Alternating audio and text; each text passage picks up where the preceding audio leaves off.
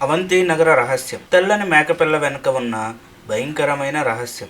సరే, కథలోకి వెళ్దామా? అనగనగా ఒక అవంతి నగరం. ఆ నగరం ఎప్పుడూ కలకలలాడుతూ ఉండేది.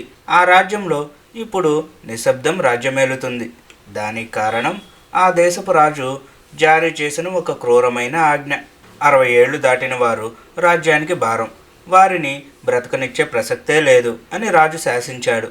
సైనికులు ఇళ్లల్లోకి చొరబడి వృద్ధులను లాక్కెళ్తూ ఉంటే కన్నబిడ్డలు ఏమీ చేయలేక విలవిలలాడిపోయారు. కానీ ఆ రాజ్యంలో ప్రకాష్, రవి అనే 2 అన్నాదమ్ములు తమ తల్లి శాంతమ్మను ప్రాణం కంటే మిన్నగా చూసుకునేవారు. భటుల కళ్ళు గప్పి తమ ఇంటి అడుగున ఒక రహస్య గదిని నిర్మించి ఊపిరి బిగబట్టి ఆమెను అక్కడ దాచారు. అమ్మా, బయట మృత్యువు తాండవిస్తోంది, నువ్వు పొరపాటును కూడా బయటికి రాకు అని హెచ్చరించారు. కథ ఇప్పుడే మొదలైంది. రాజ్యంలో వృద్ధులు కనుమరుగైన కొద్ది రోజులకే అడవి నుండి ఒక రాక్షస సింహం ఊరి మీద పడింది. అది సామాన్యమైన సింహం కాదు, మనుషుల మాటలు వినగలిగేంత తెలివైనది. ఏ ఆయుధానికి లొంగని చర్మం కలది. రాజు పంపిన వందలాది మంది సైనికులు శవాలయ్యారు. కత్తులు విరిగిపోయాయి, ఈటలు వంగిపోయాయి. కానీ ఆ సింహం మాత్రం తగ్గలేదు. రాజు భయంతో వణికిపోయాడు. ఈ మృగాన్ని ఆపే మార్గం లేదా? నా రాజ్యంలో తెలివైన యువకులెవరూ లేరా అని గర్జించాడు. కానీ ఎవరి దగ్గర సమాధానం లేదు.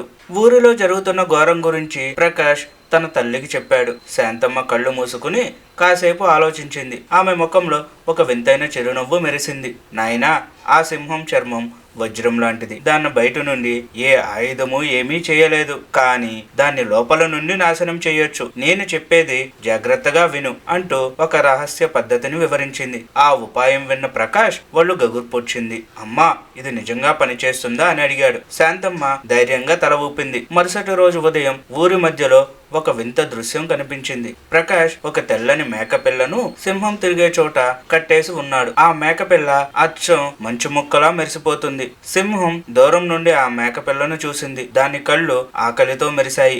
ఒక్క ఉదుటును వచ్చి ఆ మేకపిల్లను అమాంతం నోటు ఖర్చుకుంది. నమలకుండా మింగేసింది. సైనికులందరూ నవ్వుకున్నారు. ఈ ఒక్క మేకపిల్ల ఆ రాక్షస సింహాన్ని ఏం చేస్తుంది? ఈ కుర్రాడికి పిచ్చి పెట్టింది అని వెక్కిరించారు. సింహం కూడా హేళనగా గర్జిస్తూ ఊరు వైపు అడుగులు వేసింది. 5 నిమిషాలు గడిచాయో లేదో అప్పటి వరకు గంభీరంగా ఉన్న సింహం అకస్మాత్తుగా నేలపై పడి పొర్లడం మొదలుపెట్టింది. దాని కడుపు బంతిలా ఉబ్బిపోయింది. నోటి నిండు నురుగలు వస్తున్నాయి. అది గర్జించలేక, శ్వాస తీసుకోలేక విలవిలలాడిపోతుంది. ఊరి జనం ఆశ్చర్యంతో చూస్తుండగా ఆ భయంకరమైన రాక్షసాయమైన సింహం నిద్రలోకి జారుకుంది. రాజు పరుగున వచ్చాడు. ఏం జరిగింది? ఆ మేకపిల్లలో ఏముంది అని ప్రకాష్ నిలదీశాడు. ప్రకాష్ తల వంచుకుని నిజం చెప్పాడు. మహారాజా, ఆ మేకపిల్లను నా తల్లి సున్నం నీళ్లలో ముంచింది. అది తిన్న తర్వాత సింహం నీళ్లు తాగగానే దాని కడుపులో భయంకరమైన రసాయన చర్య జరిగి గ్యాస్ నిండిపోయింది. ఆయుధాలు చేయలేని పనిని నా తల్లి అనుభవం చేసింది. రాజు నిశ్శబ్దంగా ఉండిపోయాడు. తన రాజ్యంలో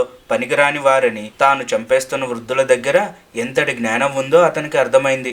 రాజు, నేను చేసిన అతిపెద్ద తప్పు వృద్ధుల భారం అనుకోవడం. ఆయుధాల కన్నా పదునైనది పెద్దల అనుభవం. రాజు వెంటనే తన క్రూరమైన ఆజ్ఞను రద్దు చేశాడు. చనిపోవడానికి సిద్ధంగా ఉన్న వందలాది వృద్ధులు తిరిగి తమ ఇళ్లకు చేరుకున్నారు. ఆ రోజు నుండి అవంతి నగరంలో వృద్ధుల సలహా లేనిదే ఏ పని జరగలేదు. నీతి: కొత్త రక్తం వేగాన్ని ఇస్తే పాత అనుభవం గమ్యాన్ని చూపిస్తుంది. పెద్దల మాట చెద్దన్న మూట. ఈ వీడియో మీకు నచ్చితే లైక్ చేయండి, షేర్ చేయండి, కామెంట్ చేయండి అండ్ సబ్స్క్రైబ్ చేసుకోండి. నెక్స్ట్ వీడియోలో కలుద్దాం.